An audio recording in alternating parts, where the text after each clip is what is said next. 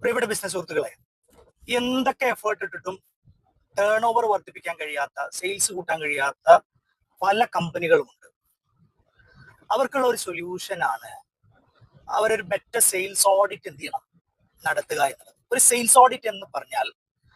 ഒന്ന്, ആ company deal ചെയ്തുകൊണ്ടിരിക്കുന്ന പ്രോഡക്ട്സ്, ഇനി സർവീസസ് ആണെങ്കിൽ സർവീസസ്, അവരുടെ മാർക്കറ്റിംഗ് ചാനൽ, അവരുടെ മാർക്കറ്റ്, അവർ ഓപ്പറേറ്റ് ചെയ്തുകൊണ്ടിരിക്കുന്ന അവരുടെ മാർക്കറ്റ്, അവരുടെ team, sales and marketing team, ഇതിനെല്ലാം ഡീറ്റെയിൽ ആയിട്ട് അനാലിസിസ് നടത്തി എവിടെയൊക്കെയാണ് ഇഷ്യൂസ് ഉള്ളത്, എന്തൊക്കെയാണ് പിന്നെ കമ്പനിക്ക് പോസിറ്റീവ് ആയിട്ടുള്ള ഫാക്ടേഴ്സ് എന്തൊക്കെയാണ്, എവിടെയൊക്കെയാണ് ഷോർട്ടേജസ് ഉള്ളത്, എന്തൊക്കെയാണ് ഇഷ്യൂസ് ഉള്ളത് എന്ന് ഐഡന്റിഫൈ ചെയ്യുകയും ആ ഇഷ്യൂസിനെ അഡ്രസ് ചെയ്യാൻ, അതിന് സൊല്യൂഷൻസ് കൊണ്ടുവരാനുള്ള ഗൈഡൻസ് ഉൾപ്പെടെ നൽകിക്കൊണ്ട് വളരെ പ്രൊഫഷണൽ ആയിട്ടുള്ള ഒരു ഓഡിറ്റ് റിപ്പോർട്ട് നിങ്ങളുടെ മുന്നിൽ എത്തുന്നു.